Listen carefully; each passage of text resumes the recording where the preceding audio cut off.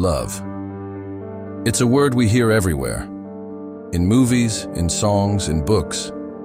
It's the thing people write poems about. The thing we say makes life worth living. It's the happy endings we're promised in stories.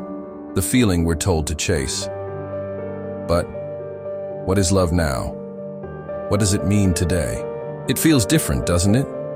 Love today feels complicated.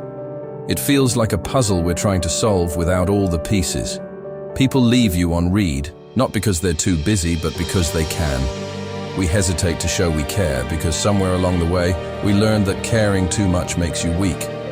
And in a world where being cool matters more than being real, weakness is something we avoid at all costs. Texting back has become a game. Should I wait? Should I reply? What if I look too eager? What if they don't feel the same way? And so we leave each other waiting and wondering, overanalyzing every word, every emoji, every silence. We tell ourselves it's strategy. We call it playing it cool. But what is it really? It's fear. Fear of being rejected. Fear of being misunderstood. Fear of putting yourself out there and not having it returned. We think by holding back, we're protecting ourselves. But all we're really doing is keeping ourselves from something real. And here's the thing, while we're busy holding back, so are they. And in the end, nothing happens.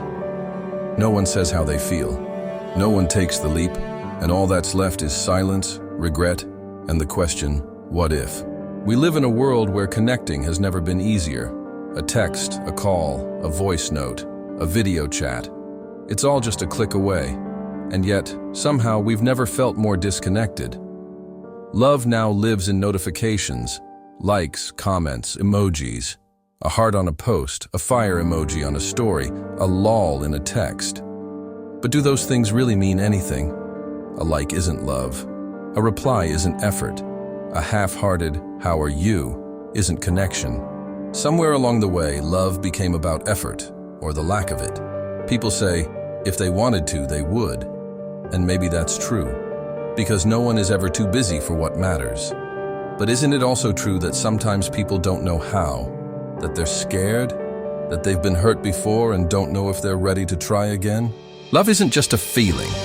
It's not just butterflies or fireworks. It's not just the good moments, the dates, the laughs, the kisses. Love is work. It's showing up when it's uncomfortable. It's choosing someone, even when life is messy. It's putting in effort when it feels easier not to.